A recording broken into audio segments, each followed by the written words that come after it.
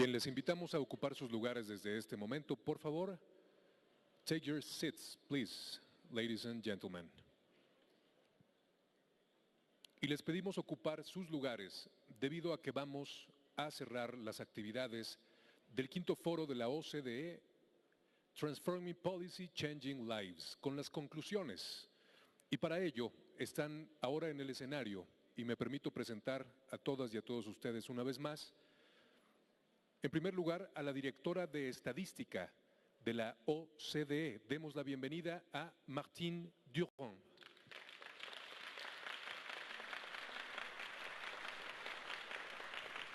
Y la acompaña el presidente del Instituto Nacional de Estadística y Geografía, el INEGI, el doctor Eduardo Sojo.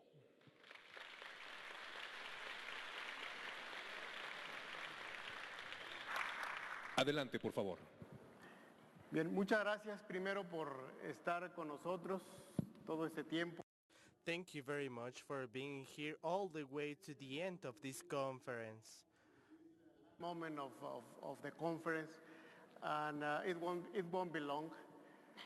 When we all have been in closing ceremonies, but the one I remember the most is one closing ceremony in Buenos Aires in Argentina. It was also a 3-day conference, and at the end of the conference we were just waiting for a tango show. And there was this, it was a group called Ministers of the Presidency and Equivalents of Iberoamerica. And then the last speech was from a friend from Spain. He was the Minister of the Presidency of Spain. And then he said, well, after 3 days of debates, after 3 days of listening speeches, of hearing conferences, I have just two speeches, one short and one long. The short one is to say thank you, and the long one is to say thank you very much. And then he went and said, so we understand.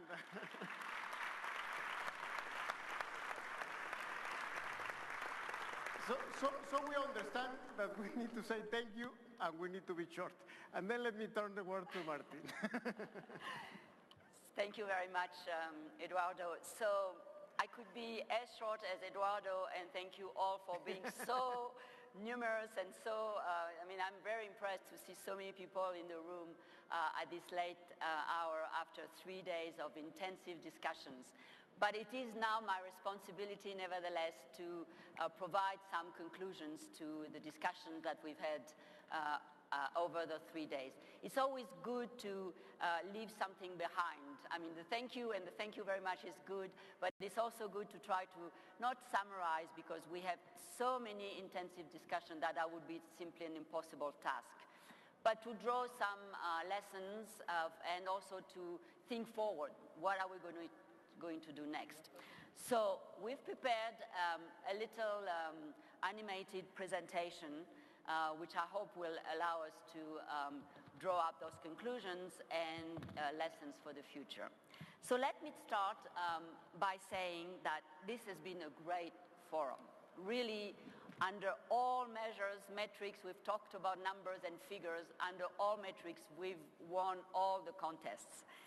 This forum, there was a great global engagement. More than 1,300 participants in the forum, 140 speakers, 40 people in the exhibition booth over there, and representatives from more than 60 countries. So this is a great achievement, really.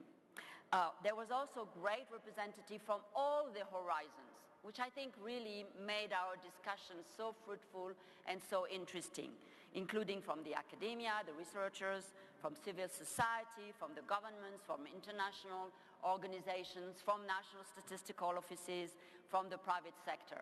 And almost in all panels, we had representatives of all these communities who engaged in dialogues, very fruitful dialogue.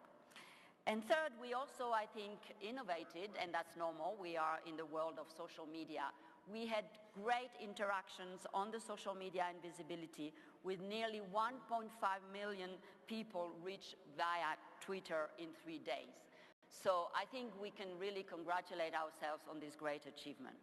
But let me now tell you a little bit more where we came from. In fact, we had our 4th forum in New Delhi, India in 2012.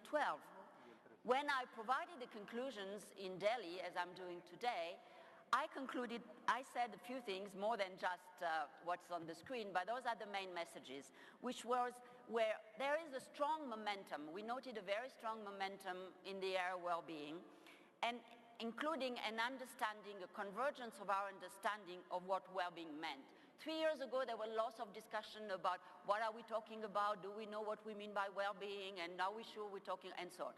And in India, we thought that there was some convergence, but we were not really there yet.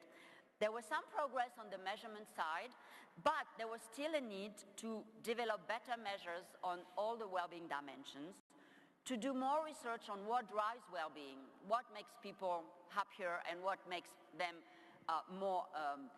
what is improving their well-being in all their dimensions. There was also a need to understand better what was happening, both in measurement and policy applications, and to continue the exchange of consultations with civil society, with stakeholders, and exchange of best practices. But where are we now after this forum? I think we have gone a long way, a really long way, because I'm really astounded and really impressed by the fact that in all our panels with policymakers, including at the highest level, it looks like well-being is now part of the agenda. Yeah. And it's a natural fact. So we have succeeded more or less in mainstreaming the well-being agenda. And if you can see that, the best, of course, materialization of this is at the global level with the SDGs.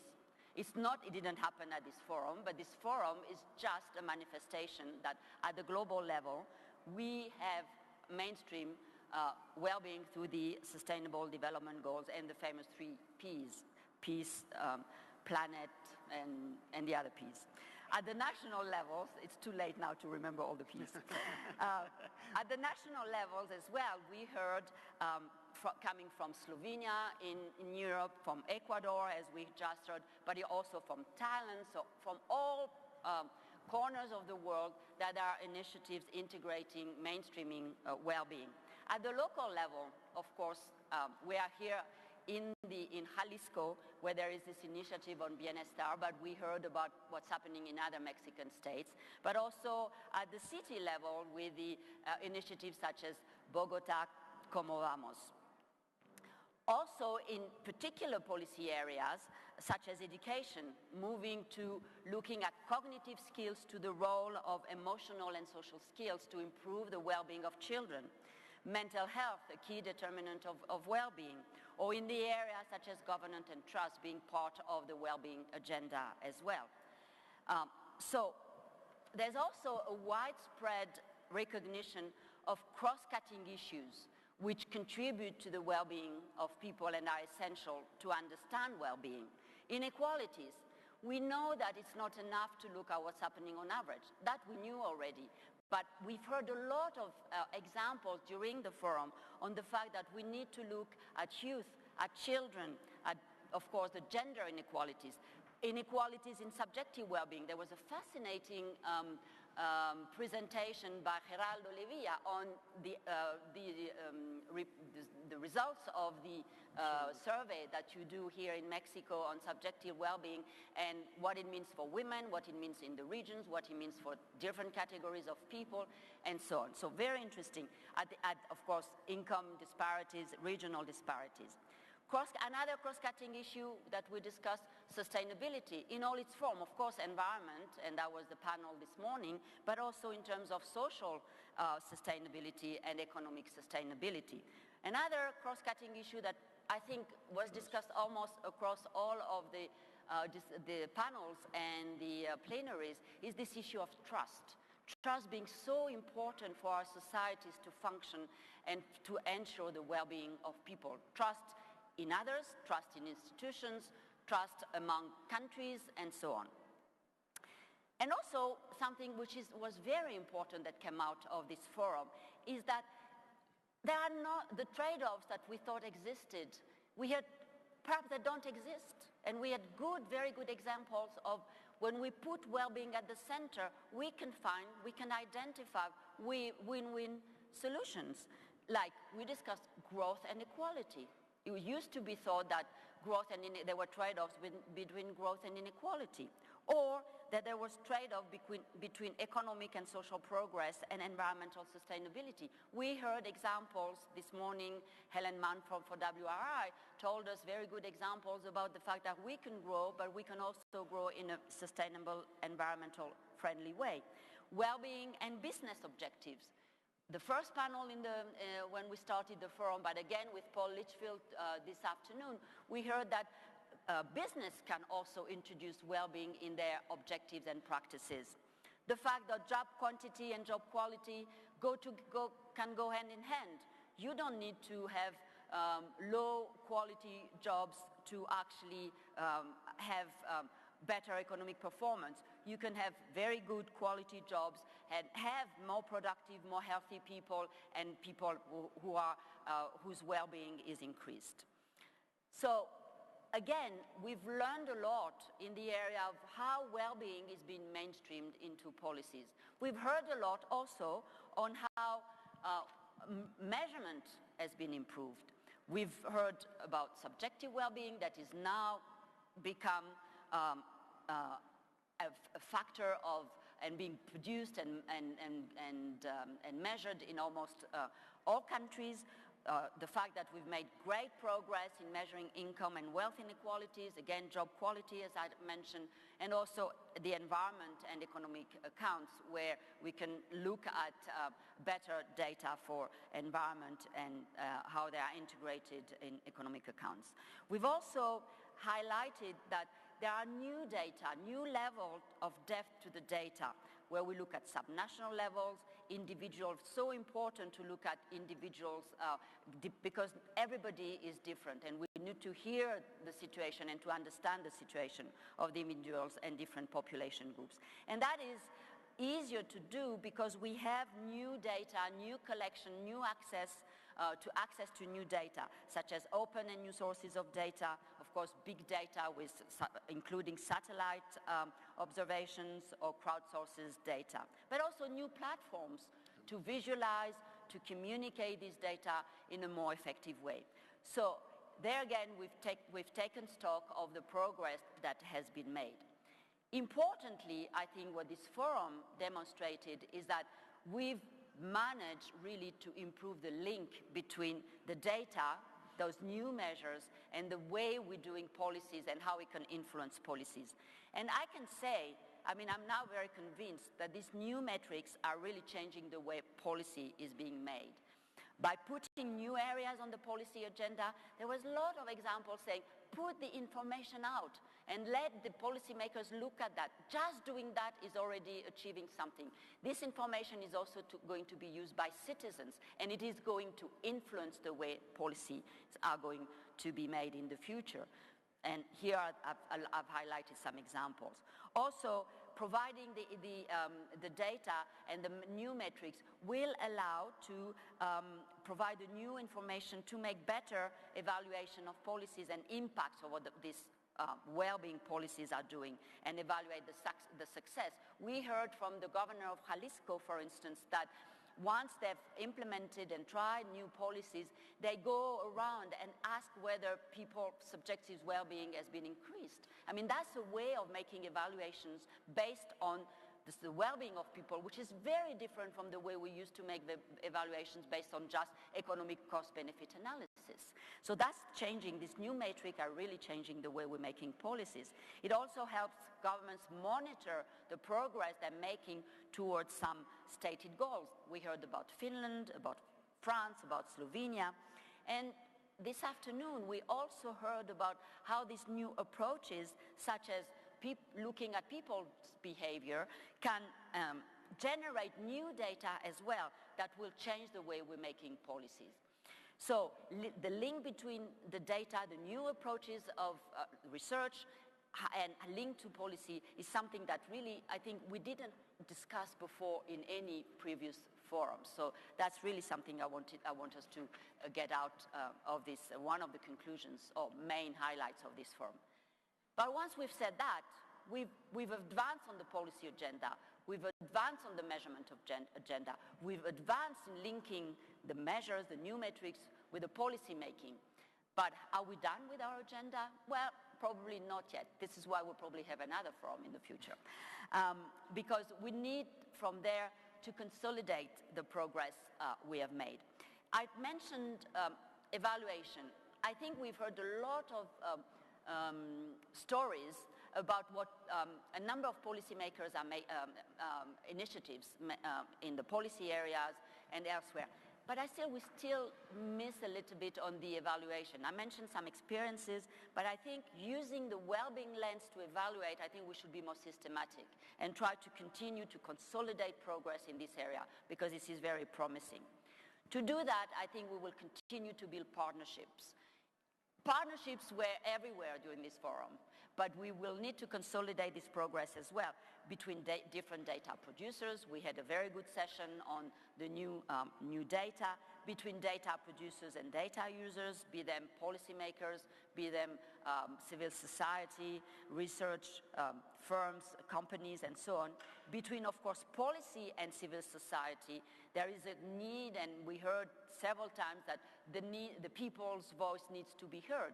This more participatory, active participations from civil society influencing policy. Partnerships between countries. We just heard about the Latin America initiative. Between the research community, the data producers and policymakers to understand better these linkages and the drivers of well-being. There is also, going forward, there are things that we need to do differently. We need to have greater data integration and more open data. We need to make this data available to everywhere, to everyone.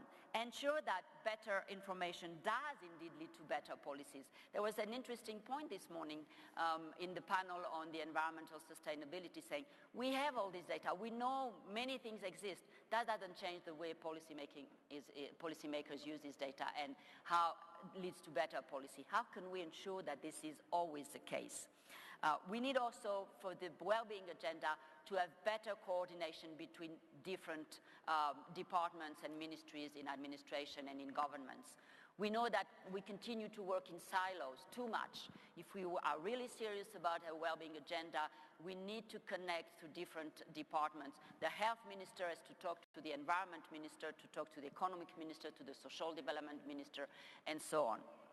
And finally, we need to have the right information to do what matters to people. We have to go back to the basics. The agenda on well-being is to deal with what matters to people. So we need to continue to provide this information. And all this we will do in the context of implementation of the SDGs. This is providing us a very wonderful platform to actually develop our agenda and other international commitments such as COP21 in Paris in December, in the context of open government more and more, in the context of the data revolution, in the context of greater citizen engagement, as I just mentioned, but also, let's face it, we heard that during the forum, in the context of sometimes financial constraints, but also political difficulties. I mean, when Fabrizio Barca tells us, destabilize them, do things so that you destabilize governments, so you have to face those political realities and difficulties. So I hope that captures the spirit of this forum, and so in concluding really, and in being short this time, but nevertheless taking the time to do so, I really want to thank a number of people at the end of this forum. First of all, I want to thank Iñaki and Eduardo and his team. It's been a fantastic collaboration between the OECD team and the INEGI team to organize, prepare, find the speakers, make sure that everybody was in the right place at the right moment, and that meant that even at the last moment, finding replacements to these speakers who dropped out. So we had a fantastic collaboration. So thank you very much, Eduardo, for this collaboration. Of course, I want to thank the government of Jalisco. Without you know, the beautiful facilities, the beautiful dinner that we had at the Auspicios Cabañas, and the wonderful, really wonderful show yesterday at the Teatro. That was so great. We had Guadalajara. We will remember the hospitality of Guadalajara and the government of Jalisco. So the governor in particular, who accompanied us in the opening session, during the dinner, and so on. I want to thank all the speakers. I mean, without them, they prepare the talks. They really share their knowledge with us, from which we benefited very greatly. I also want to thank the interpreters. This was a bilingual forum, and that was so important that everybody could understand both Spanish and English, and the interpreters did a fantastic job over the 3 days. Of course, I always and I also want to thank the logistic teams. You know, all the people who are behind the scenes and who make things happen. We tend to forget them, but they made really a tremendous work, and their job, fantastic job, so I want to thank them particularly. And I want to thank all the participants. I mean, again, I'm amazed to see so many of you. I thought I would have an empty room, that we would have to move to a small room to do the conclusions. And here you are with us. So that means that we are really committed to this agenda. So thank you very much for still being here with us this evening. This is really great. That shows that we, perhaps then that means that we have contributed to changing the dialogue and moving forward in making this agenda a really true agenda that will transform policy and change lives, which was the theme of this forum. So thank you very much.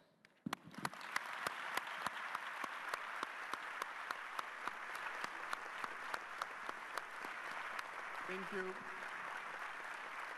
Thank you very much, Martin, for this very good summary of where we were, where we are now, and where we are heading to in the next few years. Now, final words, if you allow me to stand up to have some final closing words of this wonderful forum.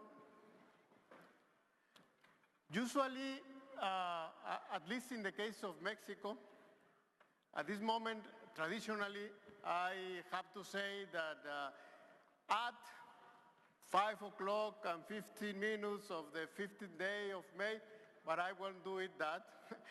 I will try to close this wonderful forum a little bit different. And I will do it differently because of what we lived the last 3 days, because of the atmosphere we all live in the last 3 days, because you all are here after 3 days of the ceremony, because of the dialogue, of all the things we learned in the last 3 days. So I will try to close this forum a little bit different than traditional. So I want to close this forum with an applause. Ortega y Gasset said that the applause is one of the most strange things human beings do. The applause opens our hearts. This is why the first thing we do when we want to applaud is to open our arms. So I want to finish with an applause that will open our hearts, but motivate us all to continue working on the well-being of people.